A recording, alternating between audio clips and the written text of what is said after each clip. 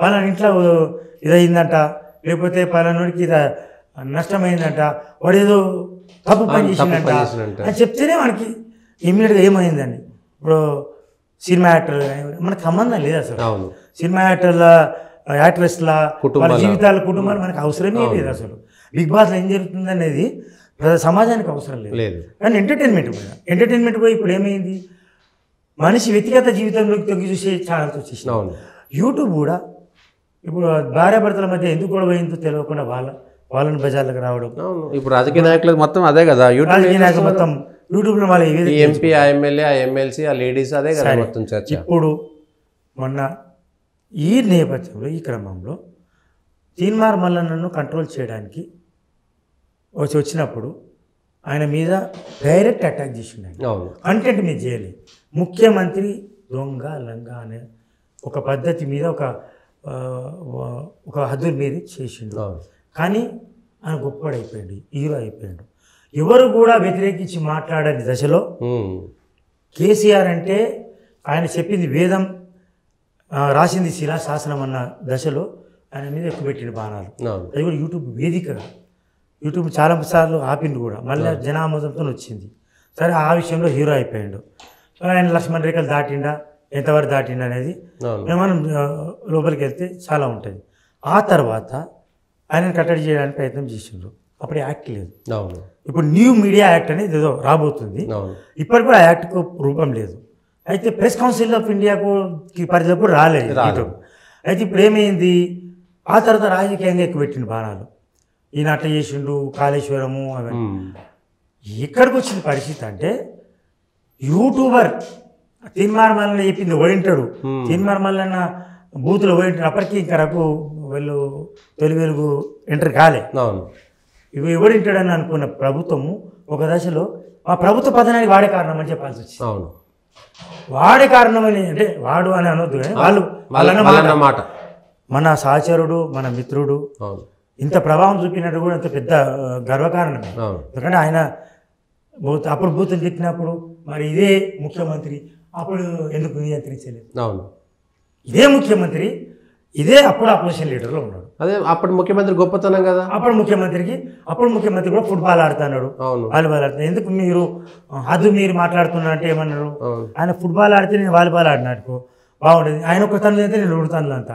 అంటే yes correct, అది strategy కరెక్టే. జనంలో వెళ్ళాలి, రాజకీయ నాయకులు జనం వెళ్ళాలంటే చాలా రాడికల్గా వెళ్ళాలి, చాలా స్పీడ్గా వెళ్ళాలి, దూకుడుగా వెళ్ళాలి. వెళ్ళినావు స్ట్రాటజీలో పాస్ అయ్యారు. నువ్వు కొండకేసి కొట్టినావా, లేకపోతే తాడేసి గుంజినావా, ఏం చేసినావో హీరో అయిపోయారు. ఇంకో పంతా ఎంచుకున్న తీన్మార్ మల్లన్న డిజిటల్ మీడియాలో హీరో అయిపోయాడు. ఏమైనా కావచ్చు, ఆయన లక్ష్మణ్ రేఖలు దాటిన ఆయనతో నాకు డిఫరెన్సెస్ ఉన్నాయి. కొన్ని సార్లు మీరేదో కొంచెం మీరు భాషను కంట్రోల్ చేయమని జనాలు అంటున్నారని చెప్పిన సందర్భాలు కూడా ఉన్నాయి. వినడం వినకపోవడము ఆయన బాధ్యత అది. కానీ ఏమైపోయింది, సినిమా వల్ల ఒక ముఖ్యమంత్రి స్థాయిలో ఎక్స్పోజ్ అయిపోయాడు. దాని తర్వాత తొలి వెలుగు మన మిత్రులు కావచ్చు, వీళ్ళందరూ ఒక ఎక్స్పోజ్ అయ్యిండ్రు. వీళ్ళు ప్రభావం చూపిండ్రు. ఆ ప్రభావం చూపినప్పుడు అప్పుడు కేసీఆర్ ఏమన్నాడు, దిక్కు దివాణం లేని ఠికానా లేని యూట్యూబర్ చెప్తే మేమేనా అన్న, ఏమన్నా వేసుకొని ఎట్లా వాడు అని ఏదో నేను సహనంతో వేయిస్తున్నాను అన్నాడు. ఒక దశలో సహనం వహించాడు, ఒక దశలో సహనం కోల్పోయాడు. నాకు తెలిసి compare to other chief ministers పక్కనున్న ఆంధ్రప్రదేశ్ అక్కడి కంటే కూడా ఆయన సహనం వహించిందని అనుకోను. నా నాలెడ్జ్ వరకు సహనం వహించారు, చేసిండ్రు. అయితే ఎప్పుడైతే ఈ ప్రభుత్వం మీద వ్యతిరేకత ప్రబలిపోయిందో, ఇక 20 రోజులు ఉందనగా కేటీఆర్ అప్పుడు అంటే ముఖ్యమైన మంత్రి ఆయనే కదా ఎక్స్పోజ్, ఆయన డిజిటల్ మీడియాతో అండ్ యంగ్ ఐటీ ప్రొఫెషనల్స్తో మీటింగ్ పెట్టినప్పుడు అందులో ఉన్నవాళ్ళు, సార్ ఒకడు పొద్దున్న లేవగానే ఒక డబ్బా టీవీలా ఇంత డబ్బా టీవీ ఉంటుంది సార్, ఇంత రూమ్ ఉంటుంది సార్, దాంట్లో కొట్టే గుల్కరాలు వేసి కొట్టినట్టు కొడుతుంటాడు, ఆ డబ్బా టీవీకి ప్రభావితం అవుతారు. మా నాన్నకి చెప్తే కూడా ఇంటలేడు మా నాన్న, ఆ కాళేశ్వరంది ఏమైందంటాడు, మహేశ్వరంలో ఏమైందంటాడు, అదే నమ్ముతున్నాడు సార్, ఏం చెప్పాలి అంత ప్రభావం ఉందన్నప్పుడు కేటీఆర్ కూడా అవును కరెక్టే, మేము కూడా ఇది గమనించలేకపోయినాం, దాన్ని మేము కౌంటర్ చేయలేకపోయినాము, అది మాకు నష్టం తెచ్చిందని చెప్పిండు. ఏదో అనుకున్నాం, ఏదో అయిపోయిందని. తర్వాత ఏమైంది, ఎప్పుడైతే అధికారం కోల్పోయిన దశలో, అధికారం కోల్పోయిన తర్వాత ఏమైంది ఇప్పుడు? మేము ఒక 3-4 సాగలు పెట్టినా, మేము ఇంత నమస్కారంగా అటువంటి పెద్ద పెద్ద మెయిన్ స్ట్రీమ్ జర్నలిజం లేకపోతే మేము కార్యకర్తలు కష్టపడేది, లేకపోతే ఇంకోరికి పార్టీకి పెట్టే బదులు ఒక 20 కోట్లు 30 కోట్లు పెట్టుకొని ఒక 3, 4 లేదా 10 డిజిటల్ మీడియాని తెచ్చుకుంటే మేమే గెలిచేవాళ్ళం అన్నాడు.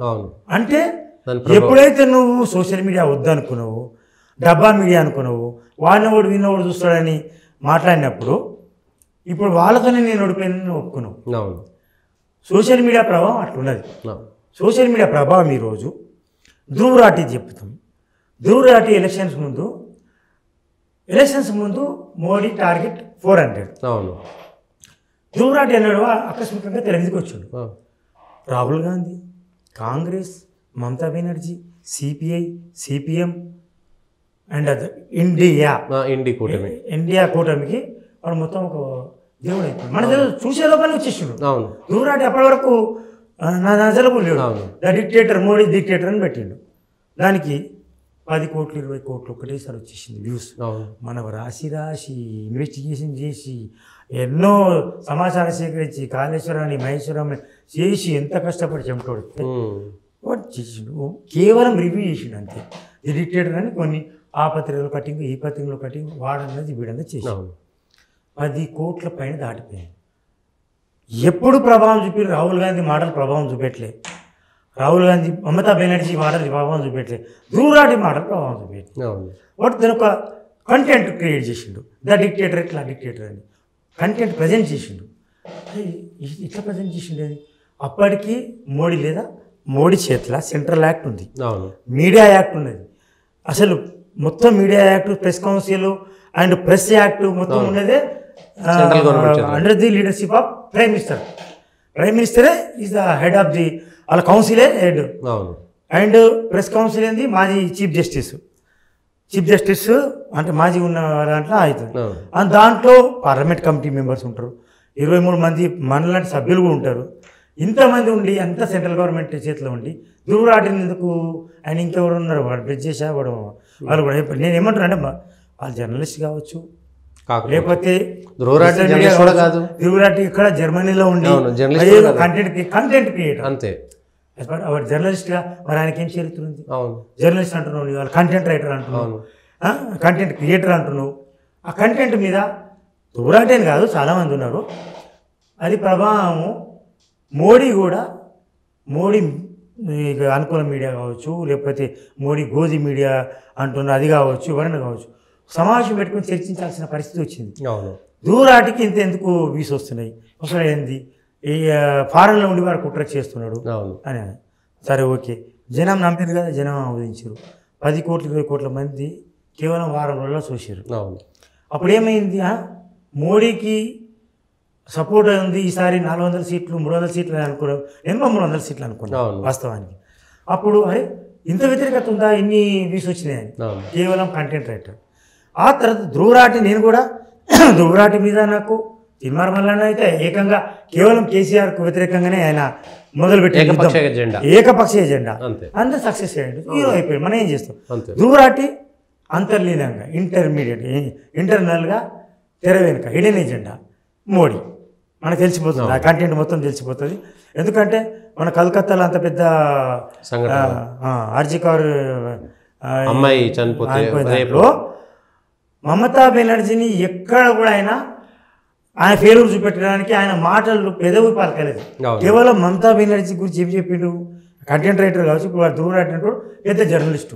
కానీ ఏం కంటెంట్ చేస్తావు? ఏమని చెప్పిండు? మమతా బెనర్జీ ప్రయత్నం చేసింది. మమతా బెనర్జీ ఏం ప్రయత్నం చేయలేదు, అని నిందితుని కల్పిట్ని కాపాడని చేసింది అనేది అంత బహిరంగ సత్యం. ఏమన్నాడు?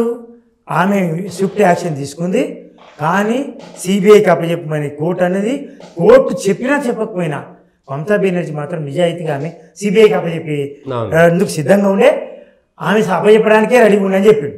ఇటువంటి కంటెంట్ రైటర్స్ వాళ్ళు ప్రభావం చూపెట్టారు. ఇవాళ ధ్రువరాటి ఎంత హీరో అయిండో ఆర్జికార్ హాస్పిటల్ అంతా జీరో అయిపోయింది. జనం ఆమోదం పొందినప్పుడే వాళ్ళు హీరోలు అవుతారు, జనం ఆమోదం పొందినప్పుడు జీరోలు అవుతారు. తిరుమల మల్లన్న మనకు సహచరుడు, లేదా మనకు జూనియర్ కావచ్చు ఎవరన్నా కావచ్చు అని ఒక ప్రభావం తీన్మార్ వార్త ద్వారా ప్రభావం చూపెట్టిండు. దాని తర్వాత ఇండిపెండెంట్ జర్నలిస్ట్గా ఒక కేసీఆర్ మీద ప్రబలమైన శక్తిగా ఉన్న ముఖ్యమంత్రి మీద డైరెక్ట్ వారు ప్రకటించడం ద్వారా ఆయన హీరో అయిపోయాడు. మనం ఏం చేస్తున్నాం, జనం ఆమోదం పొందిరు. ఎవరేం తిడతలేరు, నేను ఒక్కడే వాయిస్ ఉన్నది, ఈయన వాయిస్. ఇప్పుడు జనం ఏం కోరుకుంటారు, ఎవరు లేని వాయిస్ ఒకరు వినిపిస్తే వాళ్ళ వైపు పోతారు. రాటి వైపు ఎందుకు పోయారు? అమ్మ డిక్టేటర్ అంటున్నాడు, ఎవరు డిక్టేటర్ అని రాహుల్ గాంధీ అంటే ఎవరు ఒప్పుకోరు. డిక్టేటర్ అని దుర్మార్గుడు అని మమతా బెనర్జీ తిరిగితే యాక్సెప్ట్ కారు. ఒక జర్నలిస్ట్ అంటే ఒక కంటెంట్ రైటర్ అంటే అని చెప్పింది.